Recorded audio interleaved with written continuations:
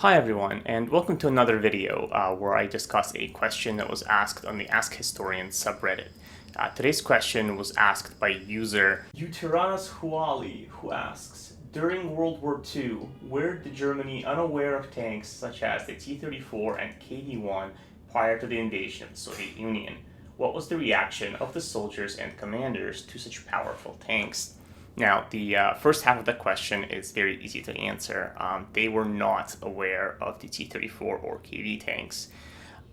There is an identification guide that was distributed among German soldiers shortly before Operation Barbarossa, and it lists data and diagrams of all the known types of tanks the Soviet Union had. So they talk about the BA-10 armored car. There are a bunch of T-26 variants. There is the Christie tank, which is the BT tank, the T-35, and interestingly enough, the closest they come to talking about the KV-1 tank is something they call T-35C. So the T-35C was actually the SMK tank that was captured, not captured, it was knocked out during the Winter War, and the Finns managed to inspect it and sent this intel to Germany.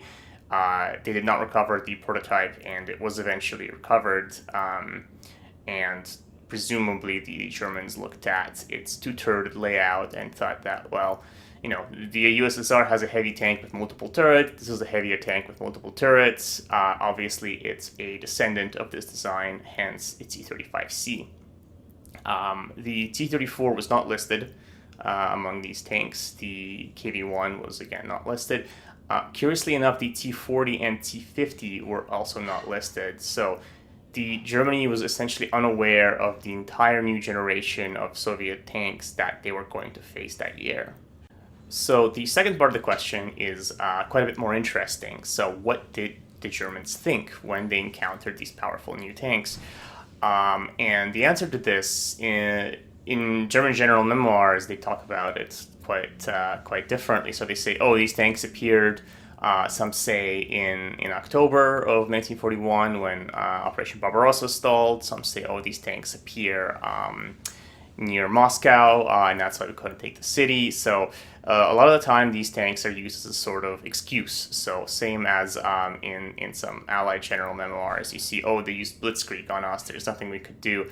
It's this powerful, unbeatable tactic. You kind of see this in memoirs. Oh, they had these powerful, unbeatable panzers, the 26-ton Christie Panzer and the 50-ton super heavy Panzer.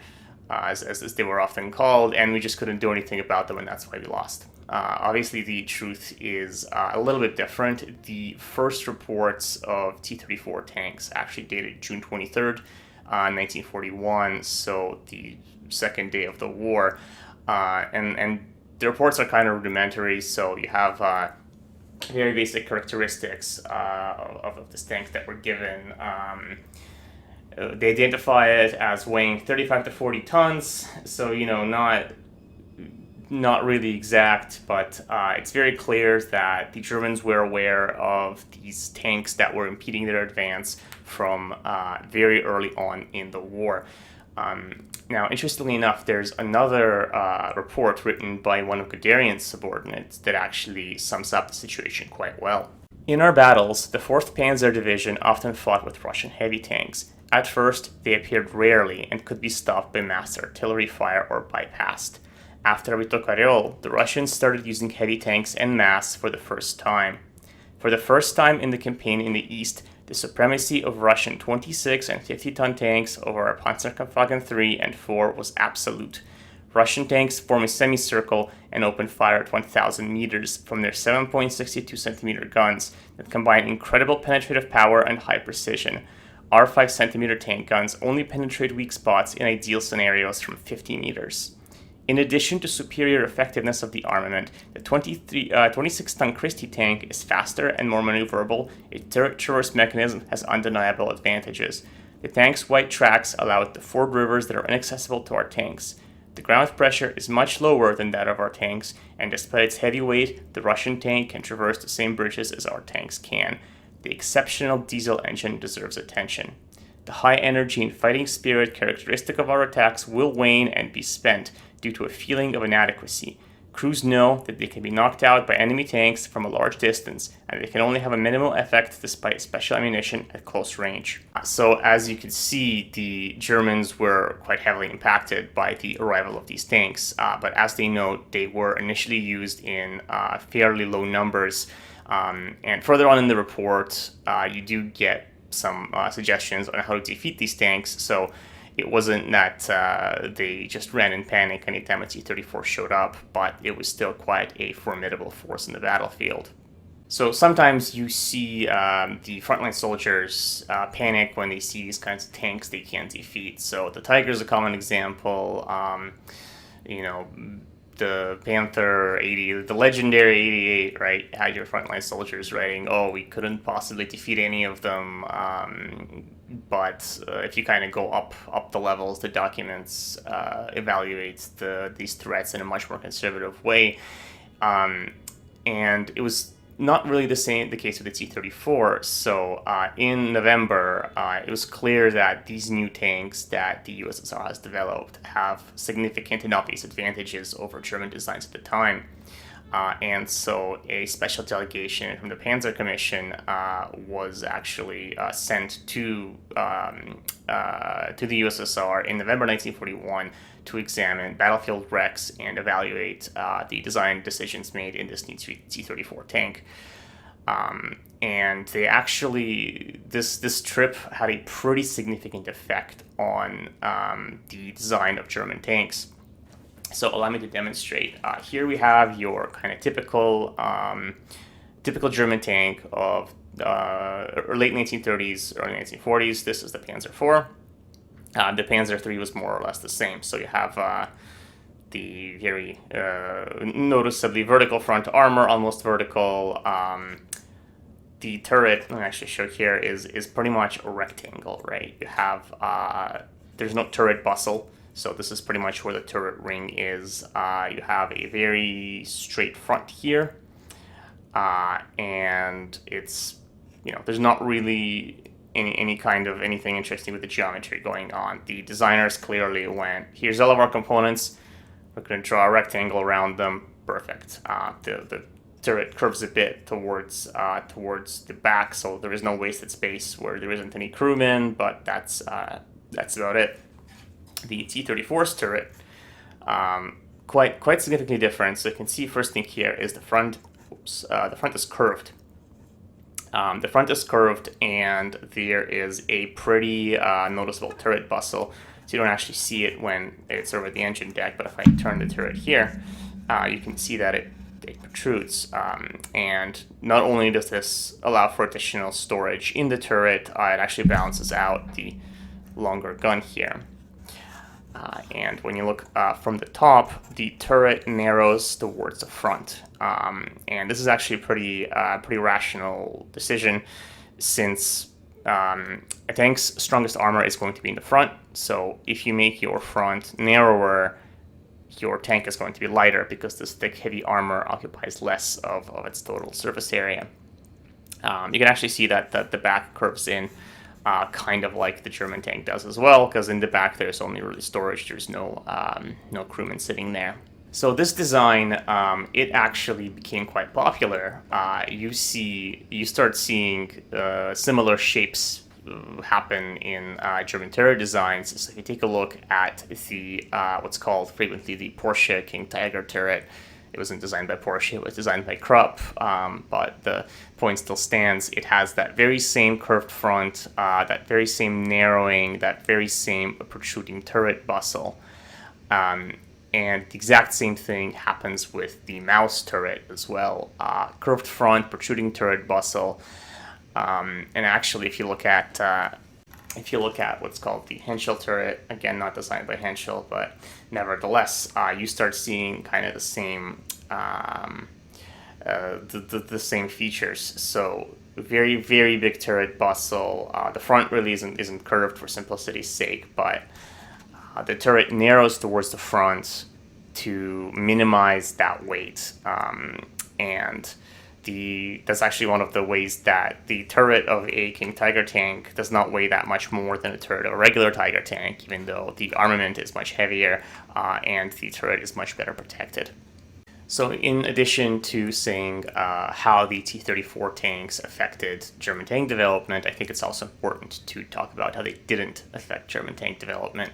So even though I noted that in the report they said that the diesel engine deserves special attention, the diesel engine program in Germany actually really didn't wasn't really affected at all by this tank. So Germany had diesel engines in development for inspection of the T-34, primarily driven by Daimler-Benz. They had diesel engines in development after. Neither of, these aren't really radically different. They don't become different as of November 1941. There aren't major design changes like I've shown you with the shape of the turrets. The reason, so oftentimes it's written that the reason why Germany did not make a T-34 clone with a diesel engine is because they could not produce a diesel engine. That's not true. There's nothing particularly special about the V2. Germany just didn't want to copy it. There were diesel engines in development. There were diesel engines that were built and tested. The reason why they weren't used in German tanks is purely political. And I'll put a link in the comments, in the description, and you can see why this happened and why German tanks never really used diesel engines during World War II. Now, the second misconception, I think that you probably would have predicted this. Panzer IV, vertical front armor, T-34, sloped front armor. One can say, okay, well, the Germans clearly copied sloped armor from the T-34 tank. And a lot of people do say that. That's actually really not the case. So Germany was very well aware of sloped armor. So here we have actually an armored car, the 221, designed in the 1930s, and you can kind of see how it's full of slopes. There's just slopes everywhere. They're even using that sort of inverse sloping of the lower hull that you only start seeing on American and Soviet tanks in the late war. So the Germans were very much aware of the benefits of sloping armor and how to do it. The question was more of, well, did they want to do it? And there's a good example of why they didn't. Let me get some more models out here for you. So here's another typical German tank. This is the Panzer I. It actually set the theme for all German tanks of World War II. And you have very clearly a division between the lower hull, the Wanne, and the upper hull, the Aufbau. And it's actually, this was very convenient for German manufacturing because they could be designed independently. So all you need to know is how the two interconnect, and you can have different people design the lower part with the engine and the transmission and everything, and different people design the upper part. So with the turret, turret platform, all the armament, what have you, and then just put them together. And if you're manufacturing, let's say, a series of tanks and your hull manufacturers aren't really there yet with the migration, okay, fine, you just put the superstructure on top of the old hulls. And this actually, in Panzer IV production, if I remember correctly, you quite frequently see older hull tubs and newer turret platforms, or vice versa, show up, and you actually have different armor on the lower and the bottom half of your hull.